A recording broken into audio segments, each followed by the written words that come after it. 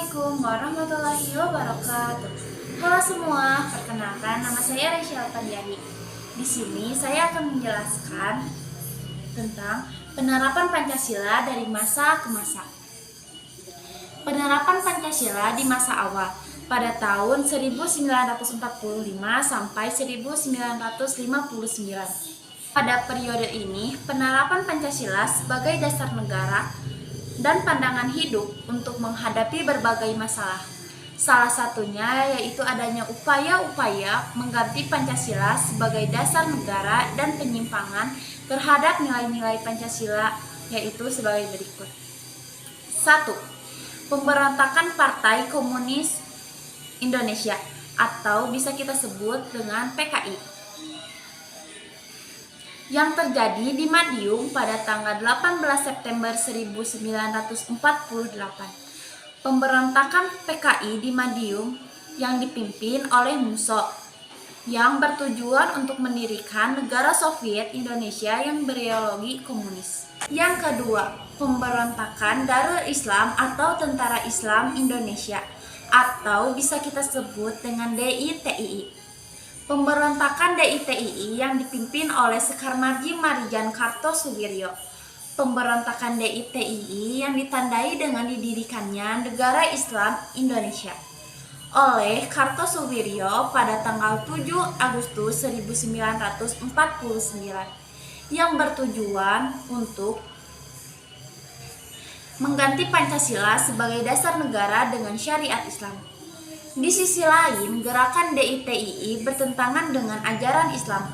Pengikutnya melakukan perusakan dan pembakaran rumah-rumah penduduk, pembongkaran jalan-jalan kereta api, perampasan harta benda milik penduduk, dan penganiayaan terhadap penduduk, apalagi perempuan.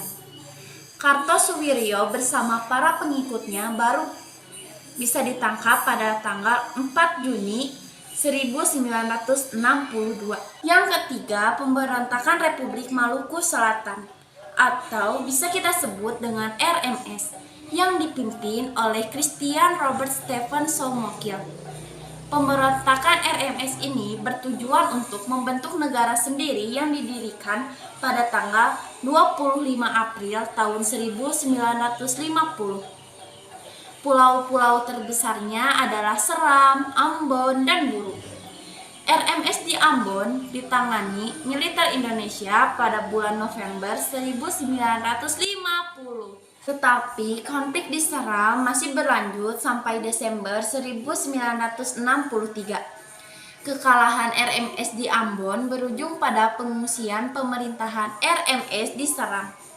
Pemerintah RMS kemudian mendirikan pemerintahan dalam mengasingkan di Belanda pada tahun 1966.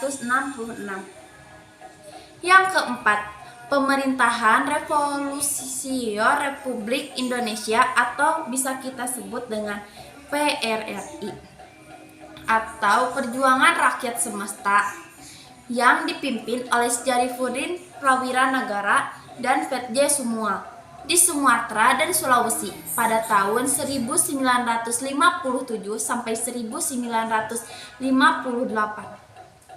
Gerakan ini merupakan bentuk koleksi untuk pemerintahan pusat yang dipimpin oleh Presiden Soekarno yang dianggap melanggar undang-undang sentralistis dan tidak adil dengan mengabaikan pembangunan di daerah. Yang kelima, Angkatan Perang Ratu Adil atau APRA yang didirikan oleh Kapten Knil Raymond Westerling pada tanggal 15 Januari 1949.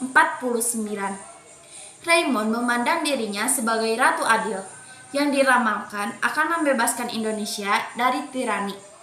Gerakan APRA yang bertujuan untuk mempertahankan bentuk negara federal di Indonesia serta memiliki tentara sendiri bagi negara-negara RIS.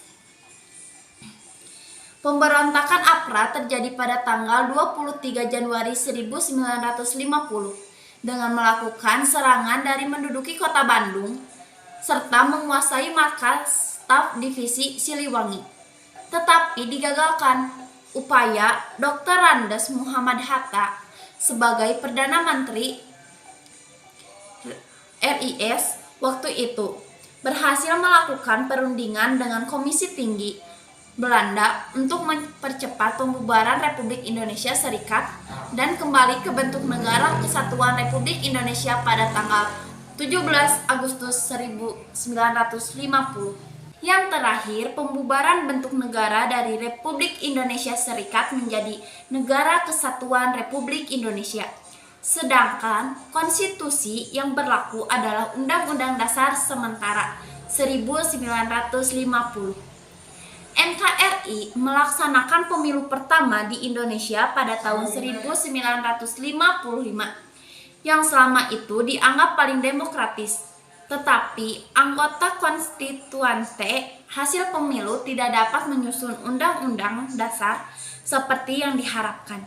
Hal ini menimbulkan krisis politik, ekonomi, dan keamanan yang menyebabkan pemerintahan mengeluarkan dekret presiden pada tahun 1959.